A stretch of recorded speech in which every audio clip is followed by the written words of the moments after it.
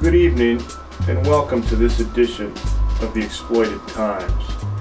Allow me to introduce an esteemed colleague, the renowned Dr. She isn't coming.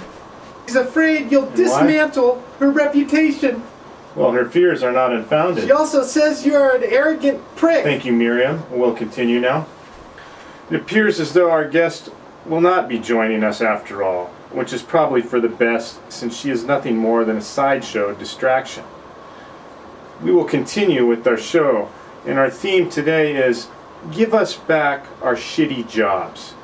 Many of you viewers are likely familiar with the Occupy movement, a phenomenon of protest occurring around the world.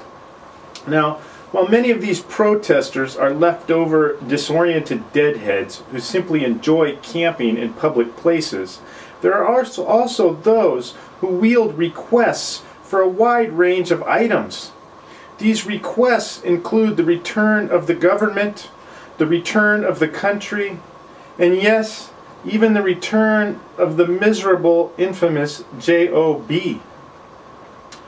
And it's not a joke. Some appear to actually want a job.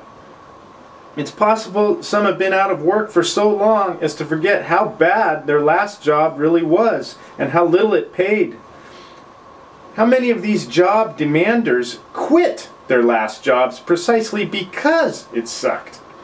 Probably quite a few.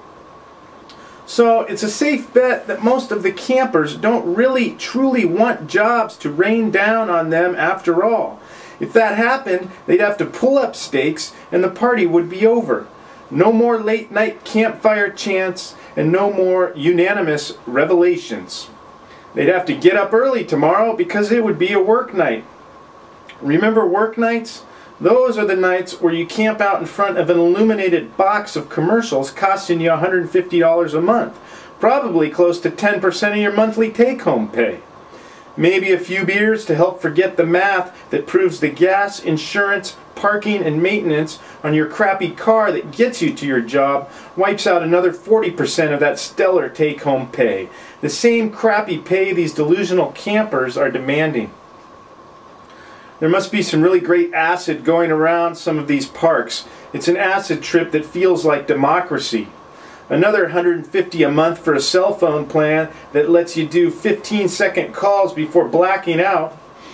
And the rest of that job money disappears in a cloud of utilities and rent. And don't mention kids if you have them. With all of these great benefits afforded the working stiff, it's no wonder he's headed for the park. But the last thing he's there for is a job. Fuck no. What he's there for is to get as far away from that job as he possibly can. And the longer he's away, the better. In fact, if he can figure out a way to make that job disappear forever, well, now that's a hell of a good reason to whale some chants and wield some signs.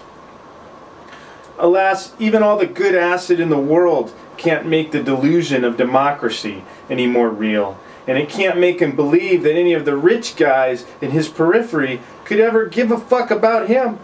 Hell no. He's got friends, we've got friends who became rich, and then they became assholes too.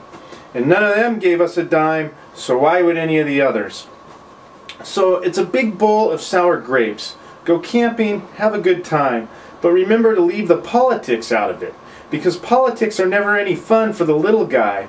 And acid or not, participating in politics costs money. So that's why none of these happy campers can really be truly happy, because they've politicized their camping trip.